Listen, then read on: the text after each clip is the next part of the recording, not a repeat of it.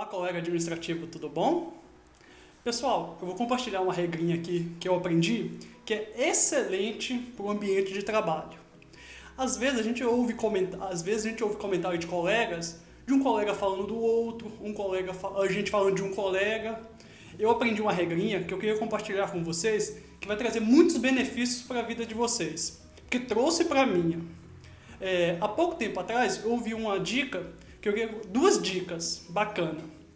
A primeira dica: às vezes a gente está falando de um colega, assim, do mesmo departamento ou de outro departamento, a gente fala assim, o fulano faz isso, isso, isso.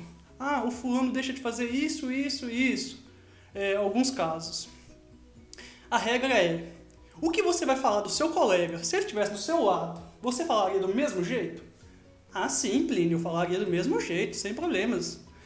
Então segue o jogo, pode fazer o comentário que você ia fazer, sem problemas. Aí você pensa, a segunda regra: se o seu colega estiver do seu lado, você falaria? Não, eu não falaria. Jamais o que eu vou falar do meu colega, do meu chefe, do meu subordinado, eu não falaria. Então, não fale o que você estava pensando em falar. Se quer desabafar, escreve num papel, rasga, queima e some com essa ideia. Porque se você não fala isso na frente de um colega ou para ele mesmo, presente ao seu lado, você nem deveria estar falando. Porque você ou está prejudicando a imagem dele, ou está falando coisa que não é legal.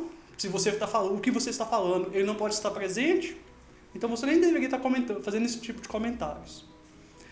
E no meu último feedback que eu tive na empresa, eu aprendi uma coisa muito legal, que o seguinte: tem uma passagem, acredito que seja na Bíblia, se caso for, gente, comenta aqui embaixo onde está esse comentário, que o meu chefe me falou um tema que eu achei muito construtivo. Ele falou exatamente com essas palavras: que quanto mais Pedro fala de Paulo, mais eu conheço Pedro.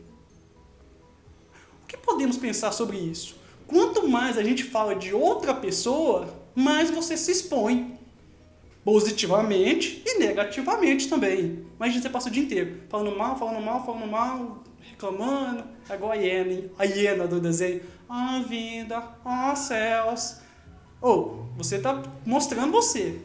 Mas se você é alegre, positivo, joga pra cima, sorriso no rosto, falando das pessoas, não, pode contar com fulano, que ele é bom, pode contar com ciclano, que ele me ajuda, ele joga junto.